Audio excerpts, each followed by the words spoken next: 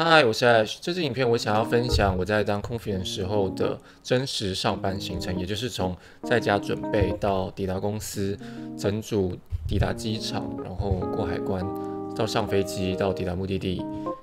降落，这一切的就是整个工作流程，我都会一一分享，然后说明一下我们到底在干嘛，还有我的当下的真心话。所以如果你对这个分享有兴趣的话，就继续看下去吧。那就假设今天的班是凌晨1点50，北京前往比利时布鲁塞尔的航班。那因为是半夜的航班，所以白天一定要睡觉，不然晚上会非常非常的累。我通常下午2点到3点，然后到傍晚这个时间会好好先睡个几个小时，就是先好好休息一下，不然晚上太累了。在家的时候就会先把行李先准备好，但虽然说整理行李，但也不是从空的行李箱然后这样放东西进去，是因为每天都在飞，所以我就是换一些干净的衣服内裤啊，还有充电器、眼镜这些会拿来拿去的东西再放进去。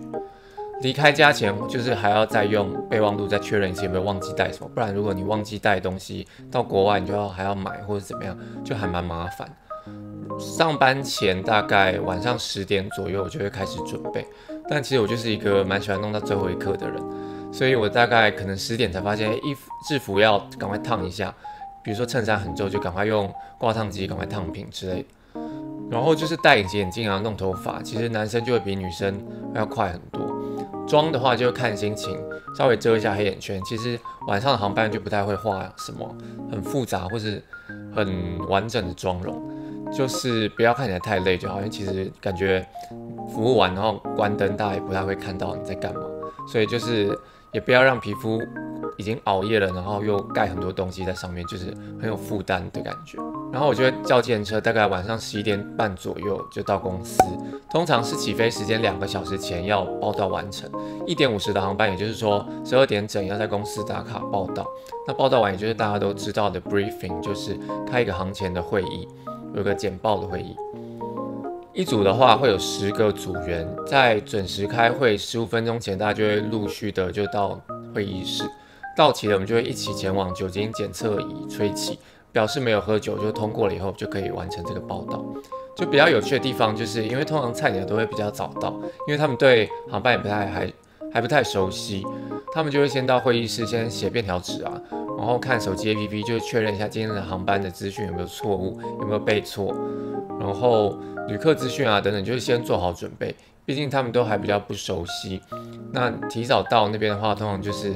会看到菜鸟坐在桌子的最末端，就是因为那是一个类似圆桌会议的地方，就是一个椭圆形的，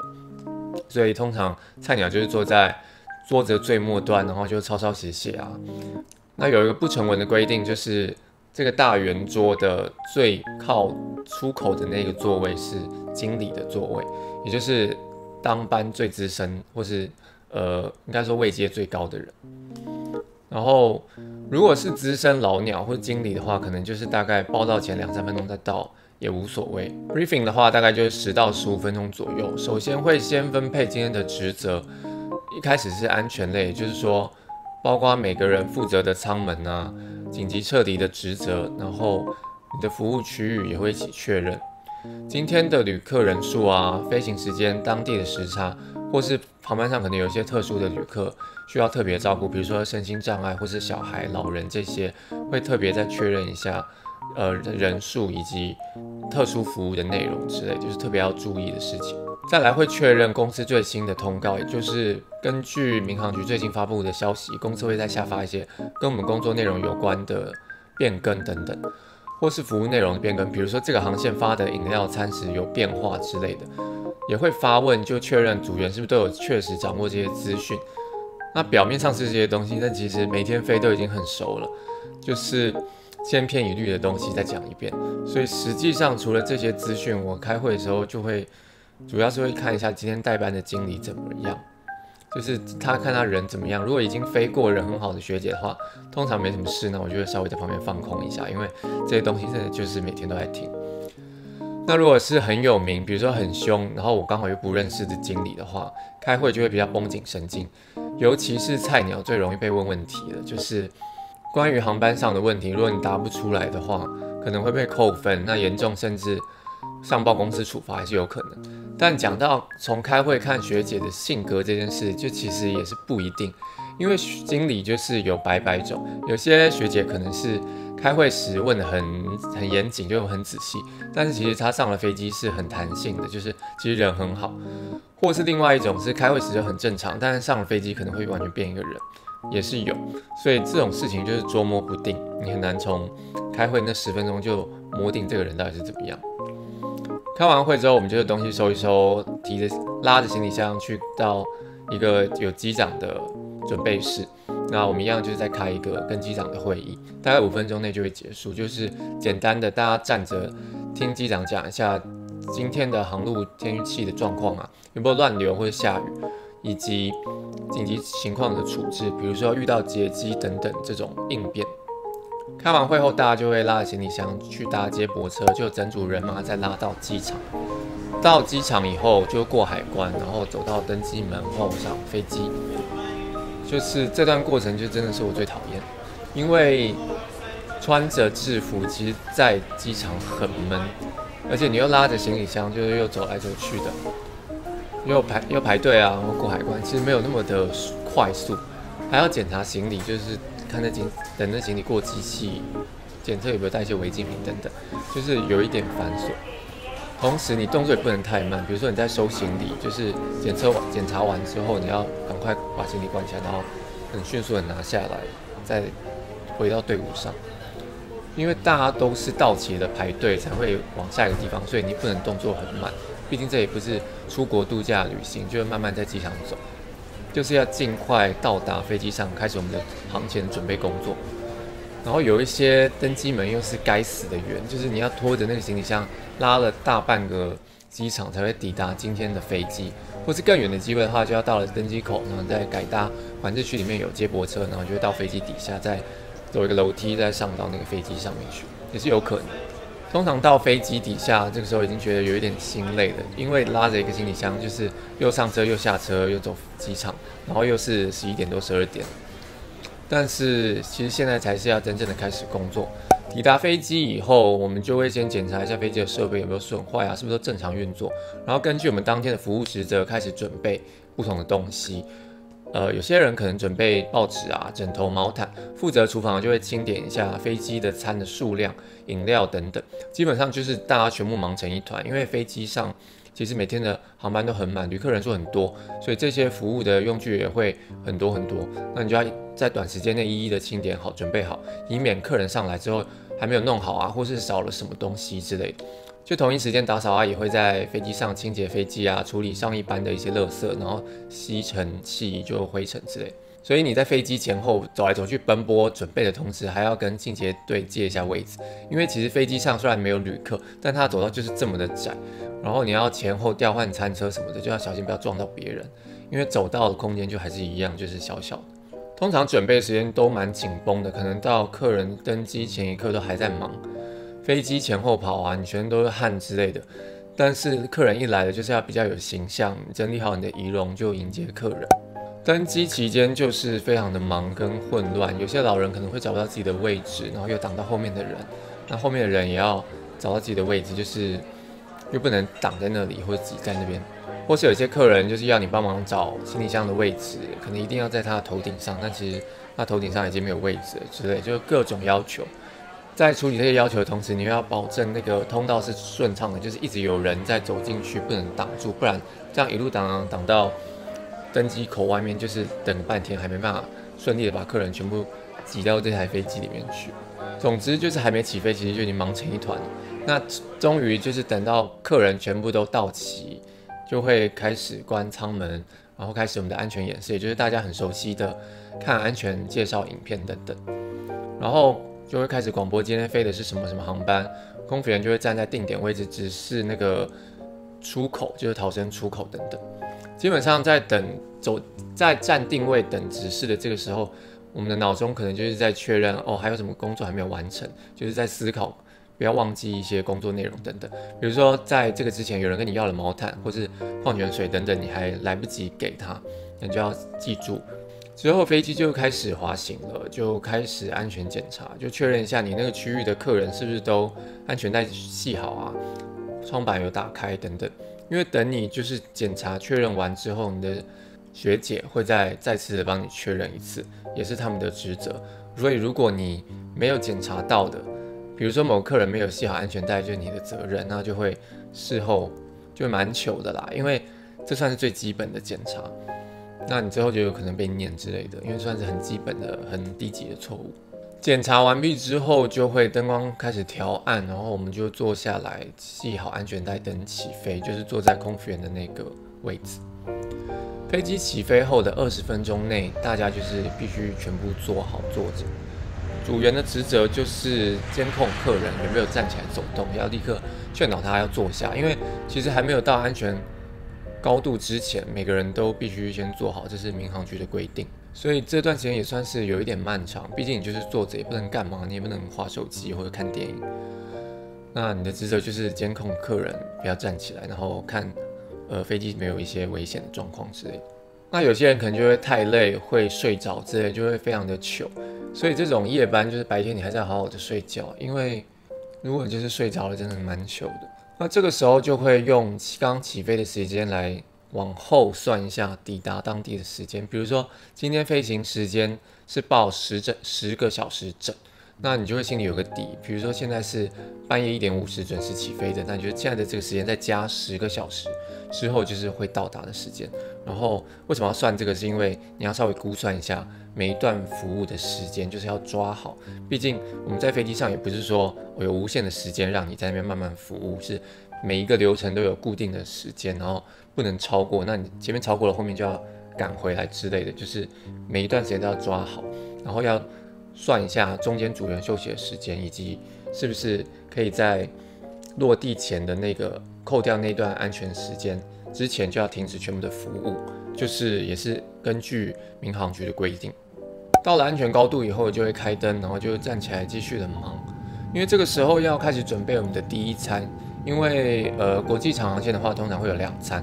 发餐前就会先发耳机啊、菜单、洗漱包这些长航线的服务用具。发完这些之后，厨房的组员其实也差不多准备好餐车了，我们就会开始发第一餐饮料跟餐点。在当空服员之前，我以为组员就是很优雅的在那边发餐啊、发饮料，就慢慢的问就好，就是一切都是非常的优雅跟就很美。实际在飞行之后，大概第1趟、第2趟，我就发现一个不一样的地方，就是一切都是有时间压力的，你不能就在那边慢慢的发。那有2个原因，第一个就是因为飞机是双通道这样并行的，如果你隔壁的通道的组员发餐比你快非常多排，然后你人还在这里，那你这个区域的后面的那个客人他就会开始很不爽，就觉得那边都已经吃到了，为什么我还没有吃到饭？觉得这个组员为什么动作那么慢？那甚至可能那个餐到他那边饭也不热了，那当然客人就会非常的不爽。第2个就是发餐后其实还要收垃圾，就等等的很繁琐的各种工作流程。如果大家整组因为你没有办法赶快进到下一个工作流程，赶快工作休息的话，那你可能就完蛋，你可能就会被加入黑名单之类的。所以流程大概就是发餐、发饮料，然后收垃圾，穿插着打扫厕所啊，处理个别客人的需求等等。看起来很单纯，但其实操作起来是有非常大的难度跟问题。比如说你在发餐，某一种餐没了，客人很不爽，但是你又不能慢慢的在那边跟他道歉，或是慢慢在那边找，就是你要赶快解决完这件事，你要赶快发下一排的餐，因为下一排跟下一排跟下一排的人全部都在等你，就没有人会帮你。或是说谁家的小孩打翻的饮料啊，然后弄得整个都是，需要你去处理，但这也没办法构成你发不到下一排的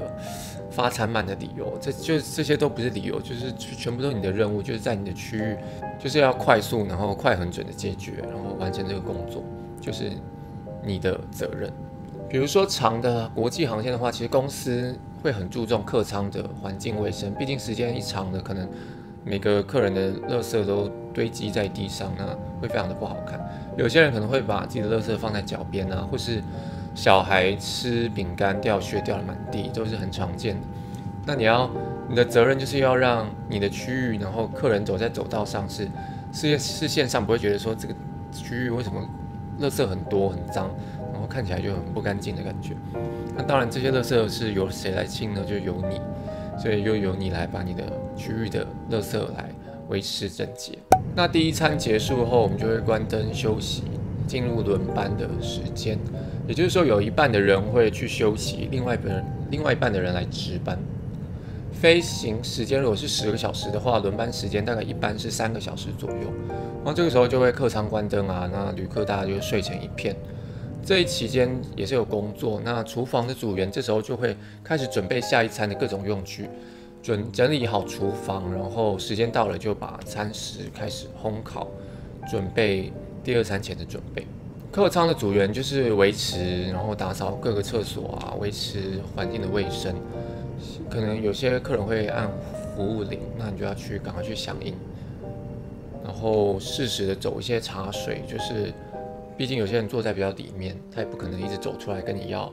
饮料什么的。那所以我们的制度就是服务就是要拿着一盆茶水，就是半小时就这样走一圈，然后确认大家都不是很干燥的状态。然后等你轮完你的班了，你就可以休息睡觉，睡你的那个短短的3个小时。通常会睡得非常非常的熟，因为工作非常的累。等到休息完了之后，我就会起来，然后把睡觉的地方整理一下，然后到厕所整理一下你的仪容，就是刚睡烂的那个样子，就赶快再恢复。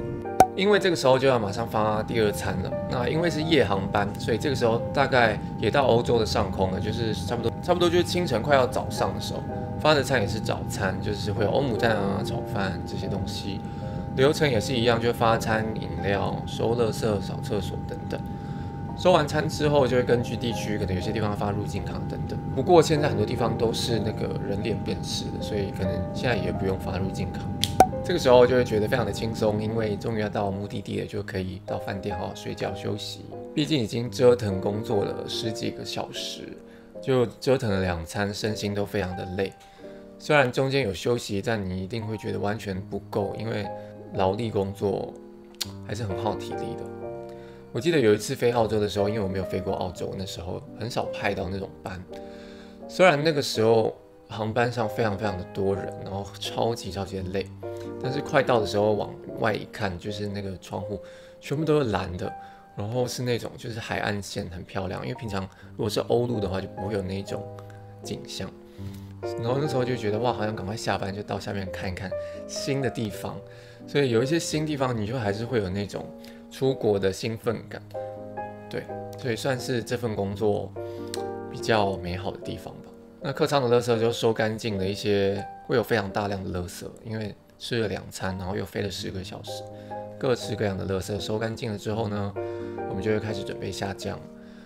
一样就是做完安全检查，那组员坐下监控客舱安全，没有人站起来，就维持安全的状态。飞机就会慢慢降低高度，然后到落地，然后滑行到港，也是差不多你要坐着30分钟左右。这个时候如果你在上班之前没有休息好的话，就会非常的危险，因为工作完很累，你可能会睡着，毕竟是10个小时以上高强度的劳力的工作。那我们公司的话，最严重就是有人睡着被拍到，然后被传到抖音上，好像还蛮多人看到的，就被解雇了。不过那是比较极端的状况。到了那之后呢，就会开舱门送走旅客，然后检查飞机上还有没有遗留的物品。有些人可能会掉护照或是忘记他的包包之类的，所以客人下机后，我们也不是收拾东西就马上走了，就是仔细确认好客舱全部都清空，也是组员的责任。那确认好我们飞机的状态，才能收拾行李离开这一架飞机。之后就是一样排队过海关入境，然后看护照等等，然后坐我们的接驳车离开机场到饭店后 check in。这时候就迫不及待就想赶快就解散，就赶快让我下班。但有一些饭店可能会遇到一些不太好的状况，就 check in 非常的慢，或是临时有状况就是少了1-2间房间等等，就是各种烂事。这个时候就会非常的崩溃，因为已经劳动工作了这么高强度的一整夜，你就需要立刻赶快睡觉。然后呢，我们就是会各自拿到我们的房卡，就开心的解散下班喽。